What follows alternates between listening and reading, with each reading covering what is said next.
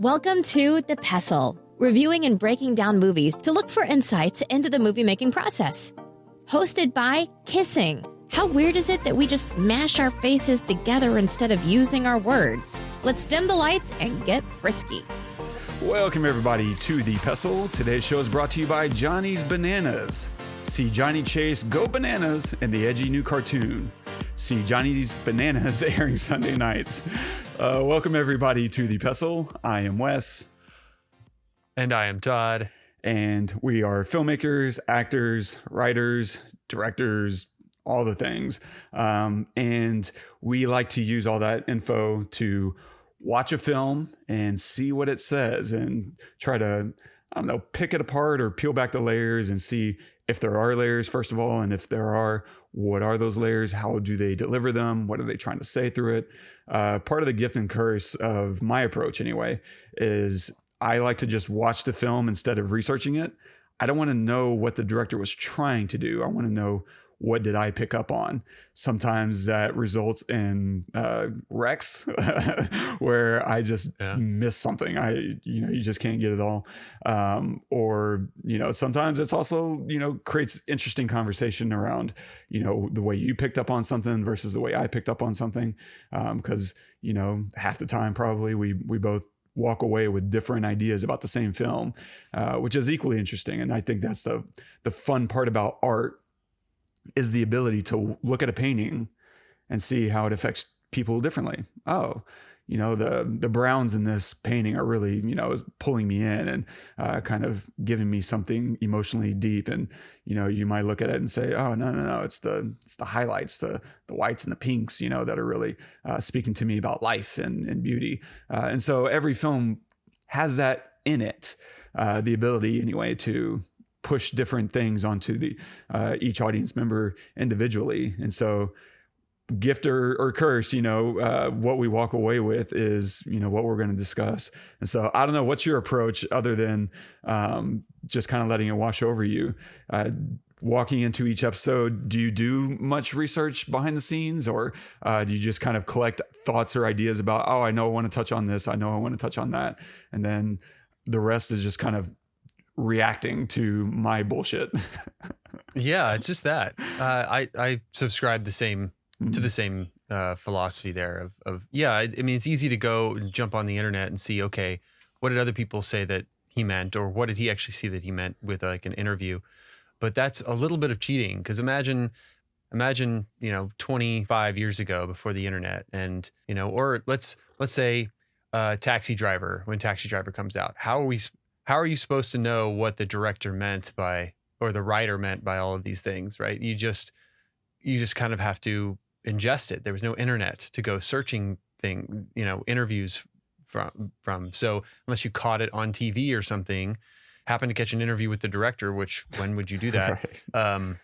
Then, it's impossible to know. So it's just how you receive it. I love how you do that.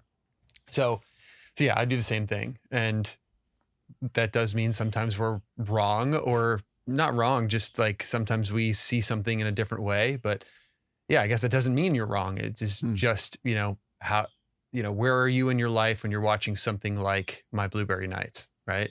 That it will totally change how you see the content, right? I firmly believe that. Irrespective of what Wong Kar-wai was trying to get across. So true. Nice. So what are we covering today, man? Yeah, we're covering My Blueberry Nights by Wong Kar-wai. So if you haven't seen that, please pause this episode and go watch it, because we're gonna have spoilers galore. For sure. We'll look at a bunch of things I'm excited about. Some of the music, the way they keep heavy moments light through music, as well as pieces of the cinematography, some of the lighting, use of reflections, shallow depth of field, and a lot of story and writing, the thesis and antithesis, stories of broken people, transportation as a metaphor, and other such stuff and things and stuff. So a quick synopsis of the film. A young, lonely woman takes a soul-searching journey across America to resolve her questions about love while encountering a series of offbeat characters along the way. It's directed by Wong Kar-wai. Screenplay by Wong Kar-wai and Lawrence Block. Cinematography by Darius Kanji and Poon Lung Kwan, featuring Norah Jones as Elizabeth, Jude Law as Jeremy, Natalie Portman as Leslie, Rachel Weisz as Sue Lin, David Strideham as Arnie, and Frankie Faison as Travis. Guess I'm just looking for a reason. Well, from my observations, sometimes it's better off not knowing. It's like these pies and cakes. At the end of every night, the cheesecake and the apple pie are always completely gone. The peach cobbler and the chocolate mousse cake are nearly finished, but there's always a whole blueberry pie left untouched. So what's wrong with the blueberry pie? There's nothing wrong with the blueberry pie. It's just people make other choices. You can't blame the blueberry pie. It's just no one wants it. I want a piece. With ice cream. Leave it to me. I think that's my favorite, I don't know, little moment. It's not the dialogue per se. It's how we as humans anthropomorphize inanimate objects. Because she's looking at this pie and thinking, well, what about the pie? And pie doesn't care. It doesn't think. It doesn't feel. It doesn't know that nobody wants it. But yet she projects her own feelings onto the pie, right? And like, oh, well, I want it, because she identifies with the pie in that moment. And because she's right in the middle of getting dumped without any respect whatsoever to her own feelings. And so, yeah, it's just this beautiful little, her face kind of recognizing it and playing around with. Yeah, I love how humans do that, right? The idea that we create feelings in things that have no feelings, because that's us. I mean, we do it even with living objects that clearly have no feelings. Like, we still do that. Yeah. So with that, we got off our last episode and I was like, hey, I'm going to send over the film for you to check out. And I tried to lower your expectations on this thing by telling you this is a film that I don't know if many people love it, but maybe some people like it. A lot of people hate it. Or at least that's my interpretation. I don't know if that's true. I've never heard people who love Wong Kar-wai discuss this movie. Like, as far as I know, it doesn't exist to the Wong Kar-wai fans. Yeah. And so I was trying to reset expectations, and I'm curious how that went. Did that backfire? Or how did My Blueberry Nights land on your palate? I adored this movie. I love it. If that's the case and people don't like it, I don't understand. I just don't understand people sometimes, because so far, this is my favorite Wong Kar-wai film. Easily. It's like the American version of Chungking Express. Yes. Is the way that I feel like, right? It was his way of, I'm going to try to break into America, maybe. I don't know. But he just basically told that story about this. I have a love and adoration for Norah Jones, like more than most, I think. And I will say, well, before I say this, let me just, address why. Like, there's something to be said about having a kind of a home base in a film, right? A home setting, where even if you go somewhere else and you have a lot of stuff happen to a character somewhere else, doesn't matter how far away. And I love that they address how far away, and I'll talk about that in a second. But there's this home base that whenever we're back there, even if that person isn't there, we feel like we're grounded as a viewer, right? And that cafe was it, right? We established there, we stay there, we're there for, I don't know, 20 minutes or something. Like, it's just the whole beginning of the film is just there. And so I love that establishing thing. I love that we're, there's a lot of shots where we're outside looking through the glass and it's messy and dirty. And then even when we're inside, there's a lot of close-ups, a lot of medium close-ups, and a lot of stuff that it just fills the frame, and the color is outstanding. The color is so saturated, you know, and the lighting is very motivated, and it's absolutely gorgeous. Every single shot is just, I have no words, honestly. And then, but at the same time, so we have this establishing kind of like home base. So I expected the whole movie to be there, for it never to go anywhere else. And so she leaves, and I'm thinking, oh, this is like a road trip movie. Oh, this is totally different than I expected. And then when we see, when she starts working at the bar and we see Arnie there, and it's an older man. So I thought, okay, she's going to find some other guy, you know, and it's a relationship movie or whatever, but it's an older guy. And I'm thinking, well, she's not going to, you know, get with Arnie. Right. Right. And it's just her relationship with this other person. Doesn't matter if it's a guy or whatever, and what he's going through. And I thought that was awesome. And then their next relationship is with Natalie Portman's character, Leslie. And well, I'm thinking, okay, well, she's not going to get in a relationship with her. I don't think it's that kind of story, because she's obviously been in a relationship with a guy. Okay. So this is not about her relationship with anyone else. It's her finding herself. Okay. But I don't know that. And I have no idea where it's going to go. I don't know. Is she going to win the hand, you know, and is she going to honor her bet with Elizabeth or whatever? So it was surprising at every turn. I never knew what was going to happen. Right. I did kind of expect and hope that she would end up back at the cafe and they would get together, because I mean, I don't know if anybody's for some reason, I think people have had problems with Jude Law or something in the past. I don't know. I have no idea why, but no. Okay. I have no idea. I mean, love maybe, him. but yeah.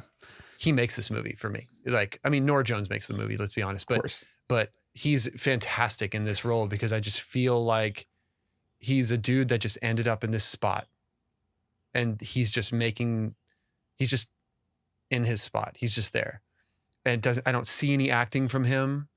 You know, I see a little bit of acting with Norah Jones. Like she's obviously, she's not an actress at heart. So I do see a little bit of that, but I'm okay with it because it's Norah Jones, and I just love seeing her. Yeah. And hearing her play, like hearing her music in the song, in the film, is unbelievable. The piano playing, like her singing at some points, like it's breathtaking. It takes me back to 2003, 2004, you know, when she was like at her height, you know. So anyway, absolutely amazing and beautiful. And I mean, I could watch this movie 10 times in a row and not be tired of it. I think that there are a few moments that it's like a, I wouldn't call it a language barrier. I would say cultural. There are some cultural moments where you can tell, oh, you know, I don't think an American writer would write that, you know, or that would typically happen in America or something. And which is why I thought of Chungking Express, because I think that a lot of times some things happen in Chungking Express where I'm like, that is absolutely Korean, or it probably a Korean cultural thing, because we wouldn't do that here. Yeah. And I feel like the same in this, but only a couple of things, only a couple of moments. And actually they were endearing, and why wouldn't they happen? You know? Yeah. Stuff happens all the time that you're just like, what? Okay. So yeah, I'm not going to be one to say that would never happen, but yeah, it's interesting watching, and it's, I think it's incredibly brave to step into a whole other culture and attempt a story there. Like I wouldn't even feel comfortable going to England and telling a story about English culture. I would just get it wrong. Now, unless it's about an American fish out of water story, and then I could nail that, right? Yeah, right. Because that's my real experience. But I would be very nervous. in fact, I might be more comfortable going to Hong Kong, where Wong Kar-wai is from, and telling a story there, because I would not expect that I know anything about their culture, and I would heavily rely on the people over there to help fill in those circles. But I would still very much hesitate doing it. And so I think it's incredibly brave that he decided, you know what, I'm going to go to America and I'm going to tell this story that's all through the heart of America, right? I mean, he tackles 3 very distinct cultures. Is he Chinese? That's a touchy subject. He's Hong Kong, and whether or not Hong Kong is a part of China is a whole fucking can of worms. That's right. Okay, sorry. I thought I said Korean earlier, but yeah. All right, good. It's good to know. And so New York and Memphis, and then Vegas, Reno. Those are 3 very different kind of cultures in America, and we're so huge that we have far more cultures than that even. But to step in, and it's just interesting to watch some of his taste being reflected in English. I think there's a certain amount of stuff that I love in Asian cinema that I've always thought like, oh man, if this was in English, I probably wouldn't like this moment. But because it's not, I buy it. I buy into it. So like there's these moments like with Rachel Weisz's character, Sue Lin, where she's like screaming and yelling, and it's very, melodramatic. And I'm like, oh, this is interesting, because I don't feel like, an American writer would probably go this direction in this kind of movie. And yet here we are, watching her explode. And it's interesting. It's fun. I enjoy it. And, I love kind of inhabiting this world. But I want to hear, you cut yourself off a second ago when you were talking about just your deep appreciation for Norah Jones. Oh, it was just a really interesting time in my life. I was living in LA at the time, and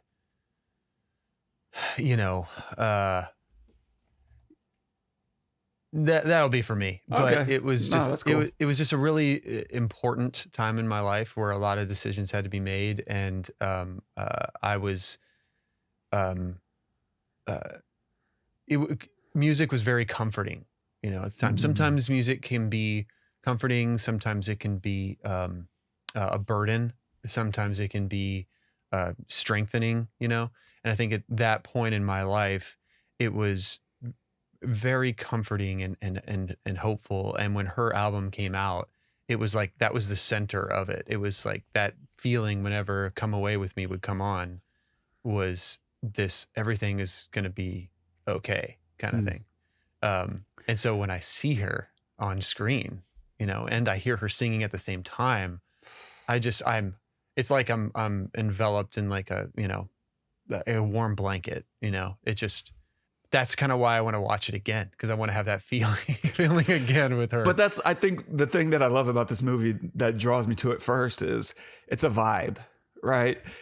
I love movies that have grand ambitions that are about saving the universe or answering the life and death problems and solving the mystery of life itself and trying to put a finger on the things that we struggle with in every day. I like those movies so much, but I love movies that don't have such grand ambitions. And this movie has no such ambition, right? It's a vibe. You're sitting with these people, living their experiences, and just great music, great cinematography, really wonderful performances that are just human. Like I agree with you about Jude Law. Like he is the heartbeat of the film. Yeah. Yeah, because you keep coming back to him. He is the cornerstone. He will never leave that place. He is there. He even keeps the keys there no matter what. He keeps the blueberry pie there no matter what. He reserves a spot for her no matter what. Like he's not going anywhere. He is the anchor waiting for her. And it's such a beautiful thing. I think that this film also works because Wong Kar-wai tried to tell a universal story. It's not a story that's different in China or Korea or South America or the United States. It's a story about a relationship between two people who are not ready to be. It's not their time yet to be together, right? And a journey either away from each other or away and then back to each other or whatever. But it's a connection between the two, and that's the universal story that he's telling. And so you can tell that in any land. It's just the way that you tell it. Yes. And that's why probably Lawrence Block was part of this, right? sure. With the screenplay to help out, I would imagine. Mm-hmm. So, yeah. So it was just, yeah. glorious. And so I just love that you can sit in these moments and half the time they don't feel a need to say anything. It's just, they set it up well enough so that you know what a character's feeling and we're just watching them feel it. And play a tune, right? Like let's just hang out for a moment. I love that so much. I don't think I realized until watching it this, last night for the dozenth time that how much of an impact Wong Kar-wai's had on my own taste in filmmaking. I don't know how. Totally. I mean, I'm not even talking about just talking about the short film we just did. The what is it called? The way that you shoot with just a few frames per second. Step printing. Like a lower step rate. Not even that. Yeah. I mean, so that's obviously, his style, but like your cinematography, like the way that you look at framing, is very Wong Kar-wai. I was actually thinking, like, the short film popped into my head at a few moments, few scenes. I was like, oh, that's very much like how Wes shot this shot in the short film. It's really cool. It is because I never would have said, oh yeah, I'm modeling myself after Wong Kar-wai.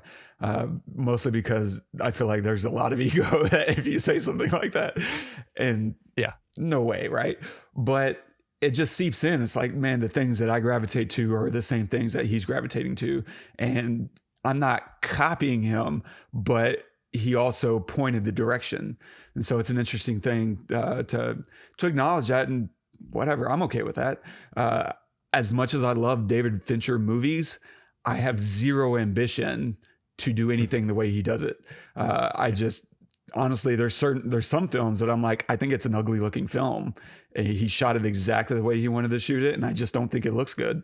I feel the artifice of the lighting, and whereas this is a heavily lit movie, but because of how he stages all the practicals, he can hide a lot of the artifice through the motivated lighting, as you pointed out earlier, right? There's a lot of but some scenes aren't heavily motivated. I'm watching a scene right now. I have it playing, and it's the scene where we just sit on the curb with Sue Lin as she's talking about her story with Arnie. And it's heavily orange. It's the same exact orange lighting that we're sitting in at the bar, not just inside the bar, but at the bar. Whereas, the rest of the bar itself is ambient red, but the bar itself is this, soft orange. And they carry that same soft orange outside walking down the street. And now they're, motivating it as if it's the halogen lights outside the street lamps. But it's not that, obviously. Those things are much harsher, kind of green, yellow. And this is this beautiful soft orange. And I adore it, and I don't know, I just spun myself out, but I'll run through a few notes, and these are all the things that I really probably didn't notice on all my other viewings, because again, to me, this movie is a vibe. And as I'm looking to make my first film, if I don't do the one that I wrote, the next one will be heavily influenced by this, by Chungking Express and My Blueberry Nights. Oh my God. Because why not? I have to be a part of that. I have to be a part of that. You know what? The approach I would love, before I get into my notes, the approach that I would love to do is work backwards. Start with the music and write moments. And I have kind of an outline already for it, but before I even start writing those scenes, to understand because I feel like, that's what Wong Kar-wai is doing. He's finding a song, right? Otis Redding is going to be Memphis. It's telling the story of these two lovers in Memphis. and I'm going to punch you in the fucking throat. Yes. And working back from that, okay, what does this make me feel? What are the moments I want to experience while listening to this? And that's a really fun, interesting way. And it's kind of the way I learned a lot of my writing, because if you think about the stuff that we've done together with your music, I had to write to the music. I couldn't, ask the music to be scored to my writing. And so there's a certain comfort level of writing to music that I do have. And so that would be a fun way to attempt approaching some of the script, if not most of it. Oh my God. Can we please do that together? Yes. Yeah. That excites me because I've never scored anything necessarily, a little bit, but not too much. But the idea of just writing a feeling and then knowing, like, if you like it and you like the feeling, okay, then the visual is already gonna come out. Yeah. Right. But like trying to write something for something that is already a visual for someone else, that's so hard to do. That's why Hans. Hans Zimmer is he will forever be the GOAT. I'm sorry. Like John Williams is fantastic. And I know he's Hans Zimmer's hero and he's done iconic things and everything from Jurassic Park to Star Wars. But when you talk about emotion and feeling and knowing exactly what a director wants to hear in accordance to what they see, there's nobody better than Hans. Yeah, there's no one better. And it's interesting because you have to be a writer as a musician. And I don't just mean writing music, but I mean, you have to write the story with music. That's really hard. You need a lot of practice at that. And I think you'll be incredible. But you can't just say, oh, here's a good track. It's got to be, here's a good track that is telling the story on the screen in a different language, right? I'm subtitling this movie now with music. And that's a really difficult thing to wrap your head around, because it also means you have to try things that the director isn't asking for. Like if the director says, man, I really see this being an up-tempo, moment here. And you're watching this film and you're like, this is an up-tempo moment on screen, but I think there's an emotional undercurrent that's actually slow. And we can see some of these kind of moments happening in this film, right? There's a great use of music to contradict what you're experiencing on screen. There's these heavy, heavy moments where they're like, we're going to keep it light. I know it's a heavy moment. And instead of playing Otis Redding now, we're going to play something else. We're going to play Norah Jones, or we're going to play something else that's very, very bluesy, but kind of this up-tempo bluesy. And so I'm thinking of moments like where Sue Lynn is walking out and Arnie pulls the gun.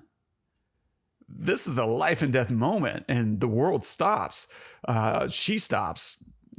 Travis stops and creeps up behind him and debating, like, do I jump this guy? And here's where the writing really takes over, is because he has to decide if what he's going to do. That's a law enforcement officer. So you can't just call the cops on this guy. That's probably not going to work out long-term in your favor.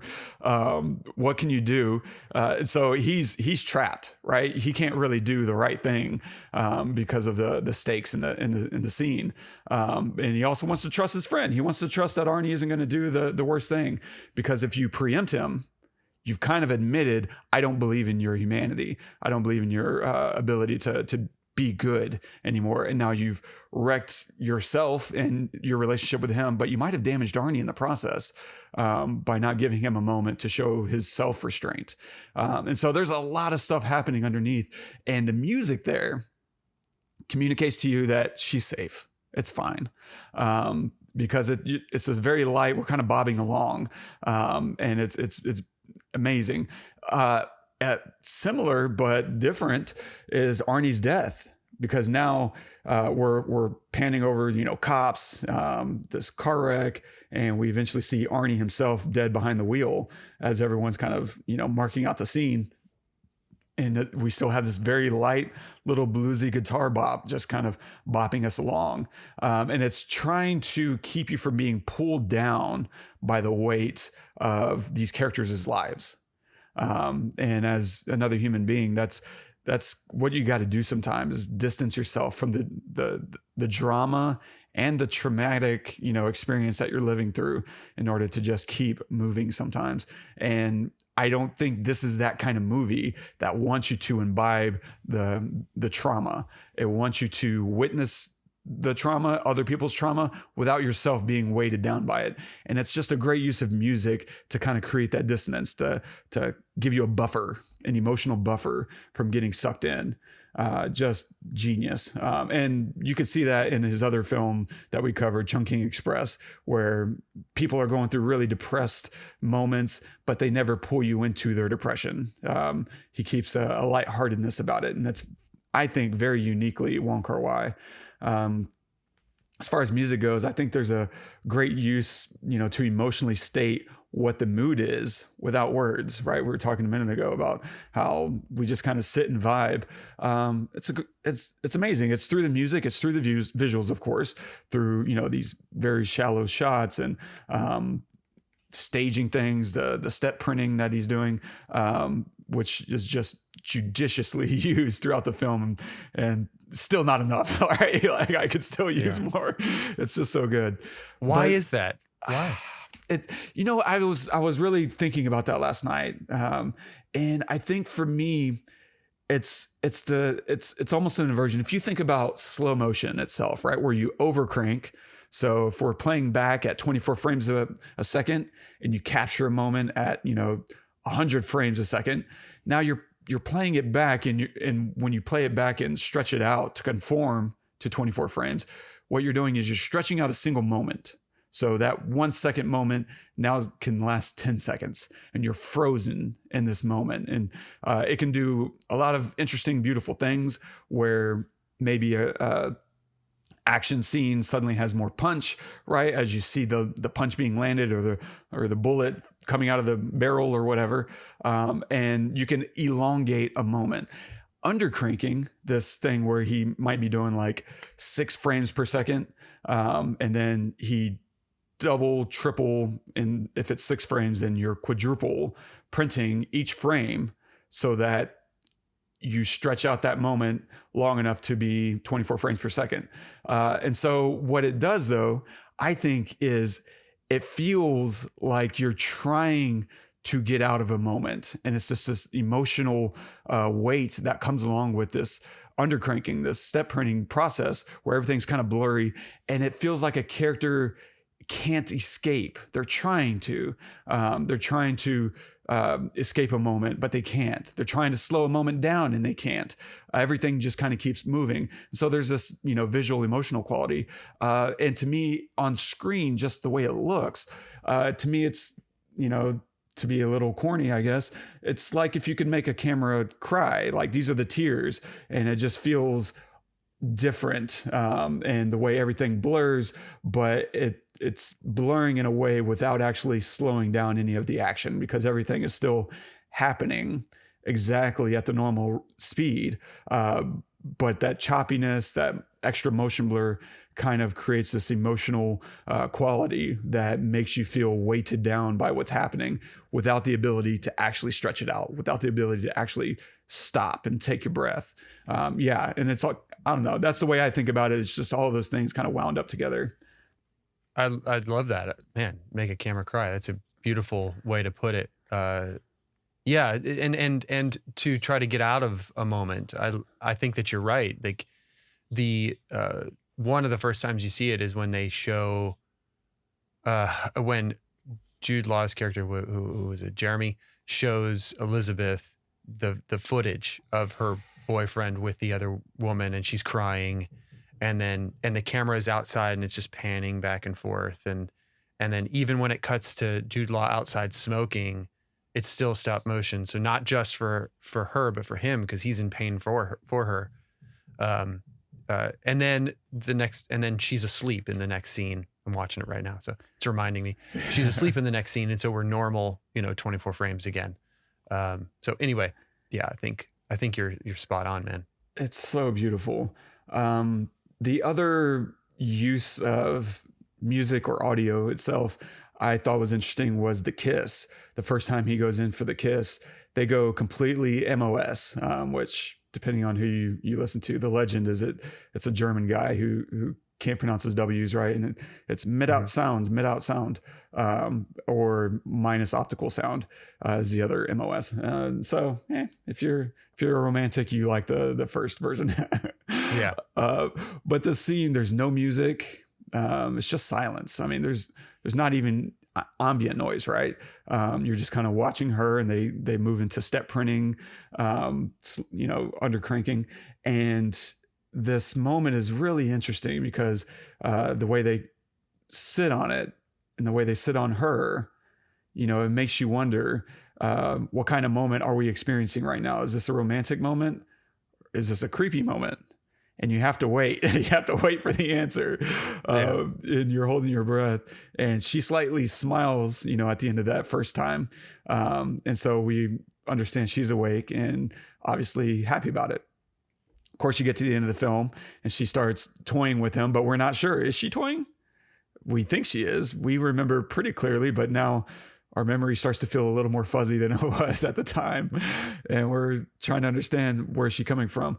It's a beautiful way to stage the moment, because in that second time, they start silent. And then whenever, she engages him, they kick this music in. We start cutting to the blueberry a la mode. And it's just suddenly becomes an engulfing moment. It's no longer we're holding our breath. We're now letting it out. And it's a sigh of relief. It's like, yes, this is right. Mm-hmm. Love it. Cinematography wise, a few things here. We already talked about the undercranking. Tons of vibrant, moody lighting. Lots of neon signs. I love that New York has a lot of cool blues and purples. We stay, like you said, home base, mostly in our cafe. And it just has a pretty special, distinct feeling. And then I think as we explore the rest of the world, we come back to it eventually. But first we stop in Memphis, which is very red, right? We're in that dive bar, the orange bar light with red ambience. And the way they keep it going outside. And Memphis itself kind of has this noir texture to it all, right? The way they drape Rachel Weisz's hair a little over her face. There's kind of these stolen glances around Arnie kind of watching her. And she herself, Sue Lin, is this femme fatale who's destroying Arnie, or at least that's one approach to that story. There's the other approach where he's kind of a stalker and he's a bit of a scumbag who can't get his drinking under control or let her exist. It's tangled, right? These are relationships are not easy, and there's a lot of ways to view them. For him, his wife left him. For her, she can't get out of this relationship. She started as, a teenager. And so there's a lot of ways to digest that. And it's all really interesting. And when we move into Reno, it's all night scenes. And I feel like the truth is being concealed, as opposed to Vegas, which is all day scenes, which is when they're revealing all the truth. And that speaks to sunlight is the best disinfectant, or everything's out in the open, right? With daylight. Because Reno is a big mix, right? A lot of orange. And this is when they start to bring back the light purples and start edging into blue. I don't know how far we get into blue. They stay pretty tweener between purple and blue, which are, obviously in the same hue arena, but they go a lot heavier on the purple here. Cinematography wise, also a lot of shallow depth of field. I feel like they're doing a lot of isolation, right? We're creating an intimate universe with these characters, allowing them to kind of exist in their own bubbles. And so whenever we're watching Jeremy and Elizabeth in their cafe, it's just them. No one else is there. Even when someone else is there, no one else is there. Like there's that moment towards the end when we've been sitting with them for a while, and then a guy leaves. Like we never knew there was another person there. And that's when she has that kind of flashback moment of remembering the moment she chose to not go in and instead go on this journey, which we will certainly come back to. But that shallow depth of field, I think, is also why we use so much ADR throughout the film, because they're filming in a lot of public spaces, which creates a lot of ambient noise, right? It's tricky. because you can't escape ambient noise when you're filming in these highly public places. New York, New York, you can probably find a small street somewhere that you can block out, and now you can control your audio a little bit more. But even within that, there's still planes, there's still things that you can't always control. Who knows? But it also makes editing tricky, because if you're in Vegas or you're in Reno, definitely not controlling those streets. But editing can be tricky, because what if in one close up, you have a plane going overhead and you're halfway through the take, and that's the take, that's the one, we got to have that take. For whatever reason, maybe technical reasons, or maybe just performance. It's like, man, Natalie Portman was never as good again as she was in that take. I just need it. But the reverse on Norah Jones is suddenly like perfect. It's pristine. How do you intercut those, right? You don't want to add a plane into the scene. So guess what? Everyone needs to ADR now, because we need it all to match. It's tough. And I think especially for this kind of film, because Wong Kar-wai clearly wants to kill all external noise in order to isolate our characters in their own world, which is reflected again in the shallow depth of field. And so in order to kill every single ounce of ambient noise, you do have to do ADR. I'm probably the type that would rather live with the noise, but I agree with his decision at the same time, because I do want to sit in this universe with Jeremy and his ex-lover having this intimate conversation. And it just needs to be them. It can't be the street. It can't be the smoke in the background. It just really needs to be them revisiting the relationship in code, right? It's all coded. Yeah. I'm really glad you brought that up, because I love the sound in this. It's film. Beautiful, right? It's strikingly it's so beautiful. Like, conversations are just right there. They're right there, and you can hear the pops of their lips smacking together from saying P's and T's, and it's like bubble gum for your ears. It's so good. It's so sweet, and a lot of times filmmakers have tried to do that, and it's very hard to do. It's not so. Yes, because of all the external things that you have to deal with, but also just like the quality of the instruments that you're using and where you place them it's not always so easy just to put a boom over you, right? Because maybe sometimes you're supposed to turn your head and then all of a sudden the sound is different, or you turn it over. So you need to follow them, put it in the right place, or maybe the boom is casting a shadow from a light that you have somewhere or something. And so maybe you have to come under them, but then you'd have to come under the same other, like the person they're talking to. So there's a lot of stuff that goes into it to get that kind of pristine stuff. And if you watch any other, this to me is better sound than like Top Gun. Mm-hmm. Top Gun is very practical, where you hear it and that's how it's supposed to sound. Right. Like if I was standing next to Tom Cruise or whomever, it would sound like that. It sounds perfect. But this is closer than perfect, which could seem jarring. It's easy for that to seem jarring because you don't really hear something that close whenever you're talking to someone. If I'm talking to them into the mic, this is not how my normal voice sounds. Right. But if I back up, now it sounds more normal. So in order to get something that pristine, you have to do it in such a way that's not just it sounds great, but that's motivated in the mix, right? So the post mixing of this is like incredible, because you can't just also block out everything else. Right. There has to be some kind of motivation for that. There has to be some kind of ambiance in the mix. But as to where that level rides, that's the art of it, right? It's so beautiful. It really is. And it just creates that level of intimacy that we want to feel. You want to feel those conversations, especially the one outside the cafe with Jeremy and his ex. Her voice is butter. It's just so good. Yeah. And he's great because he's trying not to get pulled back into this relationship, whatever it is. And he doesn't know what she wants. But I love that she's kind of feeling it out as well. I don't think she wants to get back with him, but she also wants to know if she could. Yeah. And it's just this beautiful little dance. And he closes the door because he has that great, what does he say? That line of, even if, the door does open, it may not be the same person waiting on the other side. Yes. And she just smiles. She's like, I got to get going. I have a flight to catch. It's so good. Yeah. Amazing. Which, try to not forget the airplane. But cinematography, last note, is on the reflections, which will carry us into the story and writing. The reflection at the beginning of Elizabeth, there's not a ton of reflections in here as far as super intentional. There is one that is super intentional. It's just right there on its face. It's where they're having a conversation about this. Why didn't you go looking for her?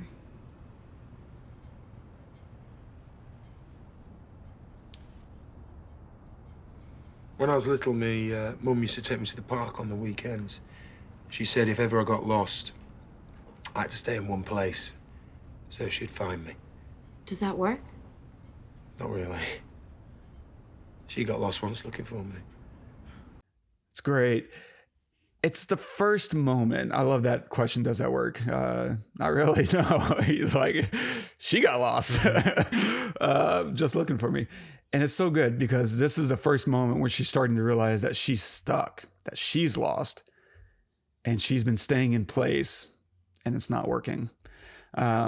And of course, the reflection is her taking an honest look at herself, reevaluating. For her, that's a mirror. Reflections can do a lot of things. It can be sometimes revealing another side to a character, right? Someone who's been lying to us, and now they're going to reveal who they truly are, or just hinting at a lie that's being told, that you're two-faced, two-sided, etc. And for her in this scene, it's a reflection. It's her kind of taking stock of her life. And I love it because the very next scene, she walks back into the cafe. And what does he do? He already has her set up the usual, same as usual. And there's this long beat as she's realizing, oh my God, I have a usual, I'm predictable, I'm in a routine. And she says, no, thanks. Can I get my key back? And now she's starting to try to figure out, what is it I need to do? Yes. And so let's look at some of the story and writing. The first thing, just right off the bat, kind of a throwaway thing that I think is still there, which is why blueberry pie? And it's not just blueberry pie though. If you look at the opening and the closing, it's blueberry pie a la mode, right? With ice cream. We're watching these beautiful, gorgeous shots of just ice cream running down blueberry pie. Like it's just painfully beautiful. And it's interesting though, because it's sweet for sure, but it's also hot and cold, and it's soft and crunchy, right? It's all these mixtures, all these, some might say contradictions, or just juxtapositions, right? It's multiple things coming together in harmony, creating something better than any of it on its own. And so I think that's with a purpose, and take that out how you will. But overall, this is a story that's dealing with stories of broken people breaking people they love and realizing it too late, right? If you look at Arnie dealing with Sue Lin leaving him, right? There's this great moment early on in that story, or maybe halfway through that story, where Arnie catches Elizabeth writing a letter to Jeremy, and he's like, what are you doing? Why not pick up the phone? She's like, some things are better on paper. Oh, you think so? And then we immediately cut to him writing a letter. What a great use of an edit to insert an emotional idea, right? Because it's hope. We know what he's trying to do now, and he doesn't have to say a thing. And it's just an immediate understanding of his goals and his desires, which is, of course, to get his wife back. And it's just, it's really great writing. Sue Lin, as we find out at the end of their story, she feels stuck in that godforsaken town, and she regrets staying. Right? That's kind of what she's getting at. And she wishes Arnie had let go of her. And what does she say? And now that he has, it hurts me more than anything else. It's a contradiction. It's her own struggle internally. And of course, ultimately, she decides to leave and finally get out of that town. And then we look at Leslie right? Leslie's played by Natalie Portman. She's a gambler, right? Who takes after her dad, even though she despises her dad, is bitter towards the way his lifestyle impacted her. But she's run away from him. And by the way, I just love that she sleeps with the sleeping mask on, because she's a gambler. That's part of her life. That's adapted to her career. And it's just a really good touch for her to be having that and Elizabeth not to, right? This is one of their lifestyles and not the other. And it's just a very, very simple prop that kind of underscores the character. But ultimately, Leslie has rejected her dad, runs away until it's too late, right? He's dead now. And so now we have two people, Sue Lin and Leslie, who have done completely different things to kind of the same problem of dealing with a relationship. One person stayed still, the other person kept on the move. Neither of them really got the result that they were wanting. And that's kind of the thesis that's being put forth by Jeremy is, his mom gave him advice.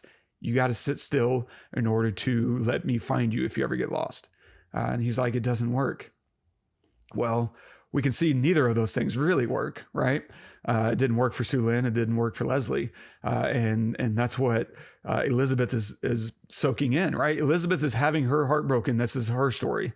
And she's being dumped, right? Ghosted, even worse, by her boyfriend. And she goes on a journey reinventing herself, right? Discovering herself, as you said earlier. And it's literally, changing her name even, right? She goes from Elizabeth to Betty, to Lizzie, to Beth, right? She's trying to figure out, who am I? Who am I really? And she tries on other lives, right? Other perspectives. And in doing so, she learns to love who she is, right?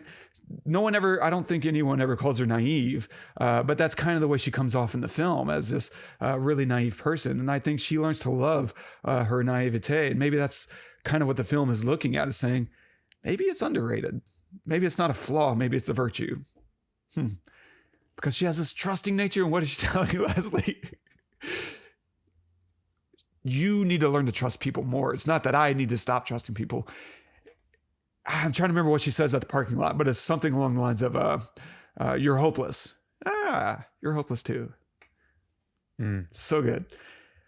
So good. We go to Memphis, and there's little physical things that I think they're doing that underscore this, which in Memphis, Betty/Lizzie has a ponytail, which reveals her face, right? It's these innocent features, and her expressions are on full display. She's not hiding anything. Much like Arnie. This is kind of what Arnie's teaching her, is just kind of lay it all out there. Be public, be open about what you're dealing with. His drinking habits and his heartbreak is literally on full display with his tab hung up in the bar. And so I think they're kind of expressing that visually through her hairstyle. As opposed to, you get to Reno and Vegas, right? Leslie wears glasses, the sleeping mask. And so Elizabeth starts to don that too, right? She puts on a cowboy hat and these glasses because they're hiding, they're distrusting, right? Elizabeth is trying to adapt to Leslie's worldview, and she realizes, I don't like that. There's the VO that she says on the way home. She's like, all these people you run into are reflections of who you are, and the more I see it, the more I like myself. It's really interesting. Yeah. As opposed to Jeremy.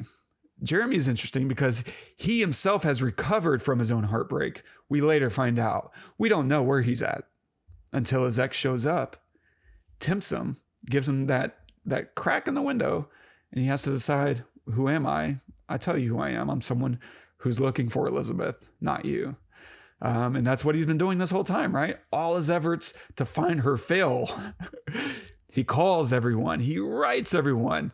But he's never going to find her because she doesn't want to be found yet.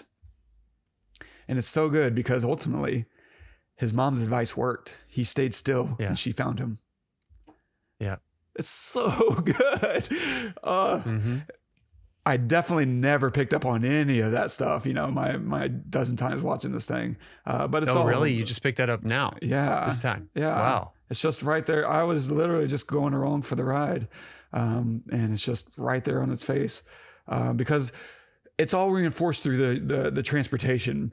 Throughout the film, we have all these shots of trains, and right, Elizabeth was mugged on the subway, right? And if you think about what trains are on tracks. They're predetermined paths. They are routine. And that's Jeremy. And at the beginning, that's her. And getting mugged. And I love that little scene of him in a nosebleed, and she walks in and she has a nosebleed. You're like, wait, what's going on? It's And how is it that in the shot after that, where they both have things in their nose stopping up, like tissues in their nose stopping up their nose, that they're even more beautiful. Yeah, both of them are even more beautiful with that in there. Usually I look like an idiot, but they're just like beautiful faces on the screen. They are insanely beautiful people. And it's so good, right? And so what does she do? She takes a bus across America to discover herself, and she's starting to break free from a predetermined path, right? In fact, she's saving to get her own car, a car representing her ability to determine her own path. And it's only when she achieves that she returned to New York, to the cafe, and to Jeremy. Because now this is a path that she's choosing. It's not one that was just laid before her. And I love the way she summarizes it.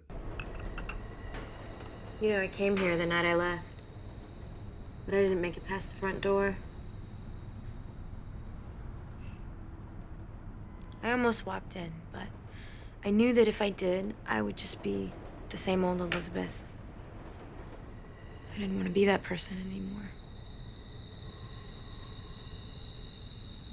So good. It's one thing to choose who you want to be. It's another thing to feel like you don't have a choice.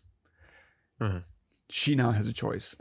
And exploring and meeting weird, kooky, slightly, offbeat characters, was able to reveal that to herself. And I love this journey. I love that it's small ambitions. It's crossing the street. That's the entire story. Yeah.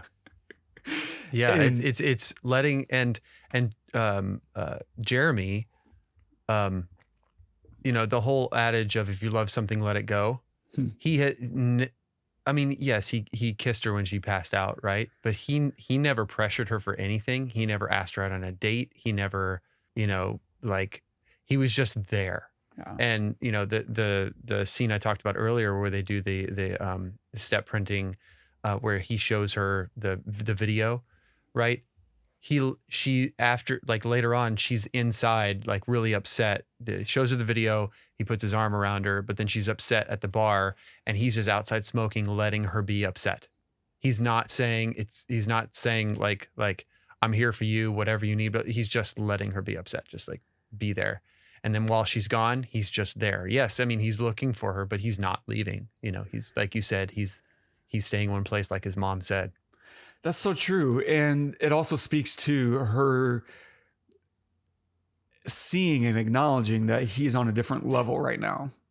If I get into a relationship with this guy, we are imbalanced because he has life experience, he knows who he is, and he would just be quietly either coaching me or hoping for me to rise to his level, which I think is the more likely, because to your point, he only answers her questions. He never tells her what to do or what to be or how to think.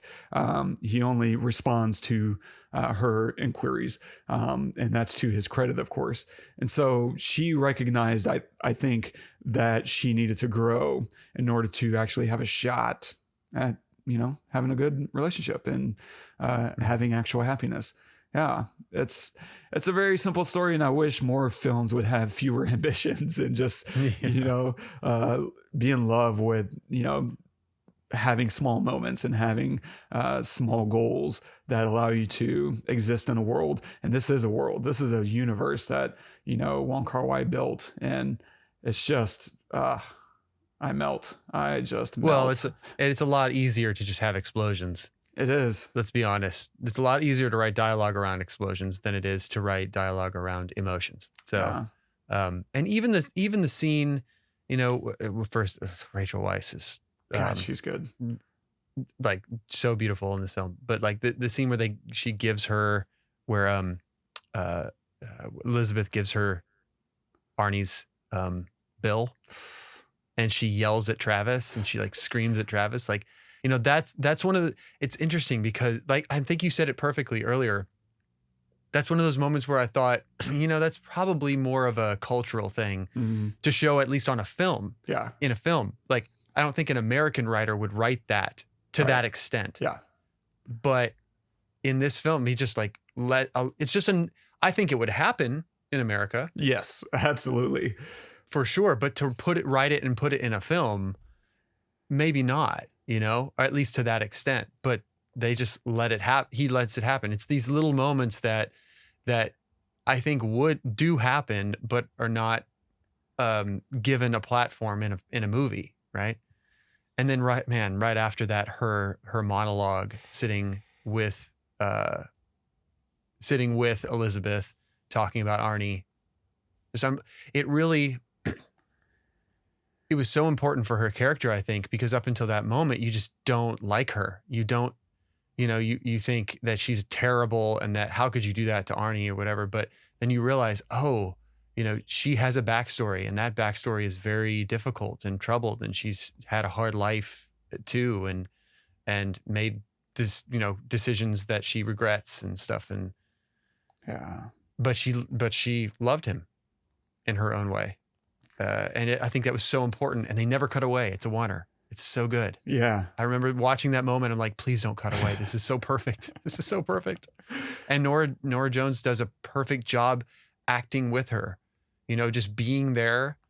I really felt like she was there and she was supportive without saying a single word. And then she puts her arm around her, and that could have ruined it, right? Like the way that she did that was very important. She didn't pull her into her. She slid over and went to Su Lin and was just there, went to her to be there with her. And I don't know.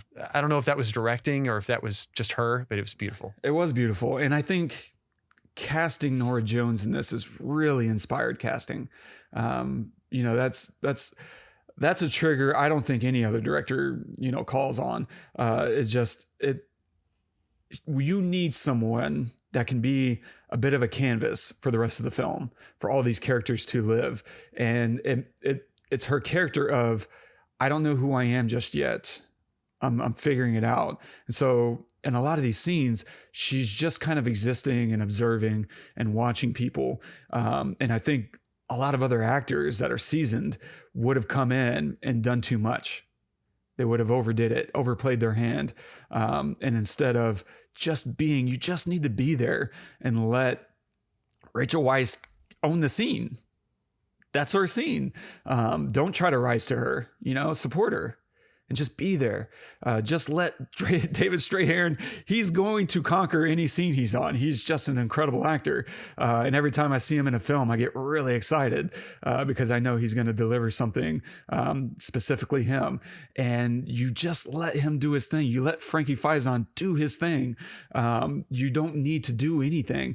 And she just does a really great job of soaking up the scene and being present and reacting when it's time to react and just letting things happen. There's times when I could feel another actor would have reacted and where she just kind of nods and goes to her next line, or the scene partner where maybe David Strathairn is actually trying to get a reaction out of her.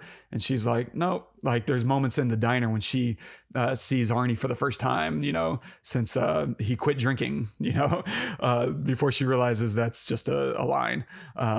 It's an idea. It's a hope. And she sees him in the cafe. And, you know, he's like making some, I don't remember what he says. I feel like it's this self-inflicting comment, and she doesn't react. She's like, what'll it be? And it's really tempting to for an actor to always be reacting to everything, but sometimes you're a waitress, and waitresses are there to do their job, not to judge their customers. And that's more real than an actor, you know, being in the moment and trying to engage with another character, because people do their job sometimes, and that's their only goal, is to do their job. And I just thought she did a really, wonderful job in this film, just, taking on each part, each role. And some of the writing, I think, is very not American. At certain points, I'm just like, oh, that's not a very American line, or at least not, post 1990. But it's fun. It's still, it's creating its own unique universe that I just want to sit and imbibe. I love, wonderful stuff. I am smitten for sure. Final thoughts? Final thoughts. Oh my gosh. How do I give final thoughts to this movie? I'm tickled pink, man. I really wasn't sure, because I don't know if I've talked to many people about this film. It's not something I've never heard of it before. I wouldn't. Most people haven't. The people that know about it are like, the pinky up tea sippers, and it just doesn't go over well, I think, for the most part. And I like a little schmaltzy stuff here and there if done appropriately. And to me, this rides the line superbly. So I wasn't sure how it would sit, for you. And so I love that you really liked it. Well, yeah. I would say, if I would have seen this movie 15 years ago, it would have completely wrecked me. Like I probably wouldn't have been able to function, honestly, after watching this. Now I'm a little bit better off for obvious reasons, but I mean, I don't know how to say it, but I wouldn't call it a perfect movie, but it's damn close for me. It's damn close. Wong Kar-wai is hard to, there's certain things that are hard to digest in his filmmaking when it's based in a foreign land, right? And it's harder for me personally to identify with that, and maybe for several people, right? But when you take his style and you put it in a place where I can understand everything, right? And I don't care if it's subtitled or not. That's not what I'm talking about. I mean, like the situations and the settings and stuff. And I just kind of like, it's familiar. It's a little bit more familiar. All of a sudden I feel like he's one of my favorite filmmakers ever. Like this movie is hard to put into words how much I absolutely adore it. I mean, I can, I have, and I love that we do this podcast, because I feel like every now and then I say, oh, this is in my top 10, or oh, that's in my top 10, or whatever. This is absolutely in my top 10. Wow. And I mean, it's hard to say, I don't have like a running list that I have written down, which I should probably do that. That would be interesting if I sat down and said, oh, what are my favorite top 10s? And I should do that. This is, at least at this moment, definitely in there. And I think partially because of the rewatchability of it, which is insane because it's slow. It's so slow, but the runtime is perfect. An hour and a half. It doesn't try to be any longer than it needs to be. It doesn't cut out anything that it shouldn't have cut out. You have these little moments of VO that drive it forward. These little moments of cutaway, this many miles since New York, and to tell you that she's traveling, she's moving again. It just, I adore this movie. I watched it like super late at night. I think it was on like a Wednesday night or something like that, just by myself here in my room. And it was just wonderful. I can't wait to watch it again. It's amazing. Amazing. That's the coolest thing. This might be my favorite episode. I think so too, man.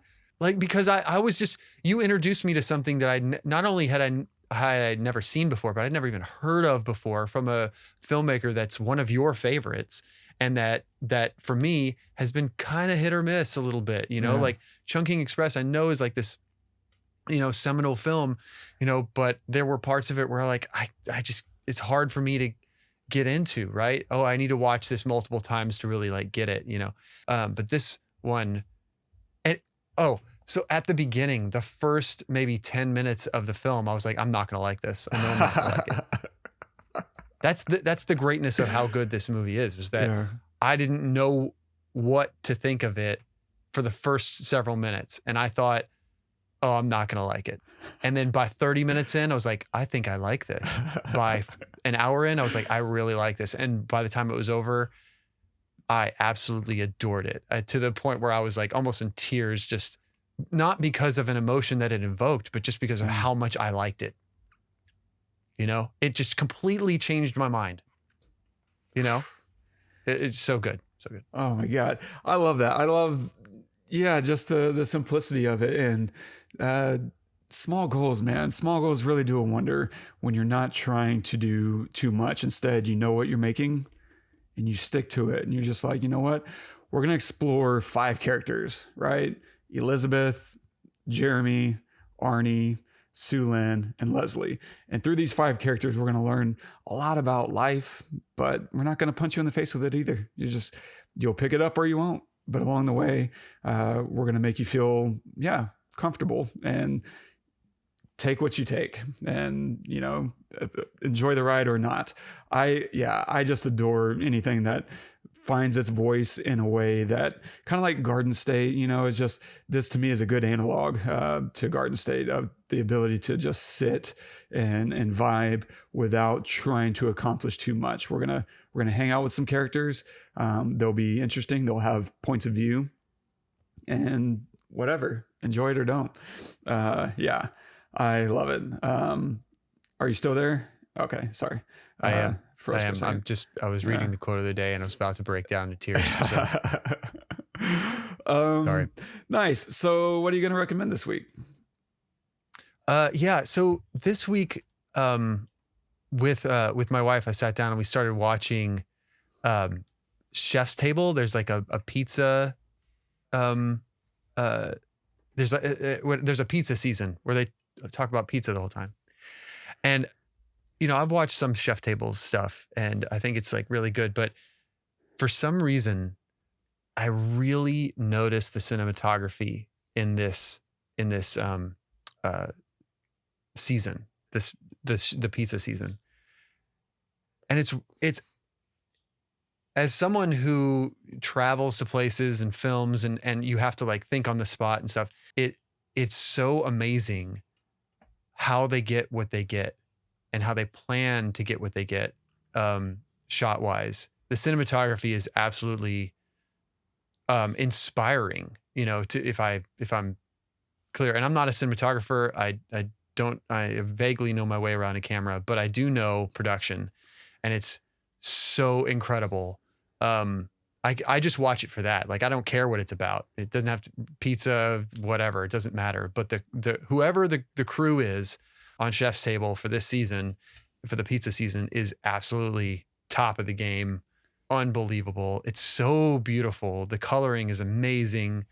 Where they choose to do slow motion is incredible. The setups, how they go from one location to another, it's somewhat typical, but the angles they choose are incredible. The lighting is amazing. And to be able to, a lot of times they'll do things like they'll shoot into a window. So you're inside the restaurant, you have these floor to ceiling windows outside, and they're not afraid to shoot at the window to capture somebody. And you get all the detail of the person and still can see outside. And I'm just thinking, how the hell do you do that? Like that's unbelievable. And it's in a restaurant where there's a bunch of people. So it's not like they have kinos everywhere, Right. Just set up. Like, it's a running restaurant at the time. So I don't know how they do it, but it's pretty inspiring in that regard. So yeah. So I'm going to recommend Chef's Table, the pizza season. Nice. I'll check that out. I love pizza. I've been making my own pizzas for the past couple of years, and starting my own dough from scratch, which is really fun. I actually right now have a batch that I started last night that I'm excited to get to today. Well, like I said, it doesn't even matter what it is that it's pizza, but because it's pizza, maybe you enjoy it. The first and the third episode are really, really solid. Nice. I'm on it. Gotta go. Nice. right. I'm gonna recommend, if you want some more Jude Law and Natalie Portman in your life, except in the polar opposite vibe, I'm going to recommend a little film to destroy you called Closer. If you've never seen Closer, this is emotional havoc. And it's an older film. I don't know, maybe like 2004, 2005. It's brutal. It's about 4 people. It also has Julia Roberts and Clive Owen, and they all give incredible performances. It's great film if you've never seen it, which I would say probably half our audience probably has, but maybe some of the younger listeners have not. Then grab a bottle of wine and drink up, because that's going to leave you feeling some kind of way. Also, I'll go has, watch that. That's cool. Damien Rice as well. Songs. Oh, wait, he's in it? No, just his music starts and ends the film. Yeah. So All that right. should set the tone in your head for what you're dealing with. Oh man, maybe I can't watch that. That dude. Exactly. We're going to have a couple spotlights for the next few weeks. This week's is a little strange because it's an interview conducted by Matt Taibbi with Tim Robbins. Now I know, Tim Robbins isn't exactly a small timer, but what the thing he's discussing is worth the spotlight, because he's discussing theater, but not big theater, not Broadway. He's discussing community, small theater. And it's a really great conversation. I think it's an important conversation. He definitely gets political in there, but the thing that I love about it is he talks about how important small theater is for our culture, for the community, and for bridging the divide in these really difficult political times. So it's a very thoughtful, insightful, and inspiring interview, I think. So I'll link that in the show notes. It's Tim Robbins being interviewed by Matt Taibbi. Stay tuned for next week. We tackle a film that's probably been on the docket for quite some time, but I've been saving it for a special occasion, to quote Sandlot, saving it for a good time. And so we're going to cover Quentin Tarantino's Reservoir Dogs. And so this will be coinciding with the release of a short film that I made a few years ago that I've been waiting to release publicly, at least. And so excited to do that. And you can hear more about that next week. I'll tell you what it feels like to direct a Quentin Tarantino script, because that's what everyone wants to do. No. Yeah, right. But really fun nonetheless. And if you're enjoying the show, don't forget you can subscribe, drop us a review, and leave us a note. If there's something you want us to talk about, the kinds of things you find interesting, you can do that on this episode at thepestlepodcast.com/myblueberrynights. And our quote of the day today is from Wong Kar-wai. We're all unlucky in love sometimes. When I go jogging. The body loses water when you jog, so you have none left for tears. I know the feeling of the escaping. It's less about the water and it's more about the getting it off your mind, the escape, the making your body do something that's difficult, so that your brain cannot stay in that moment and root in it. I love that. I think it really speaks to two things: how disconnected romantics are from reality, while also overly plugged into reality. Because on the one hand, that's literally not true. I don't think the same water comes from tears and sweat. Those are, disconnected systems as far as I understand. I'll look that up and, correct myself in the show notes. But it also tells you, just what it means to, give yourself over to something like love, like romance, because it wreaks chaos and you're doing whatever you can to survive. And so I'm really glad that he's the kind of person who's willing to go to these places and explore it and, take some wins, take some losses, and ultimately put it on celluloid.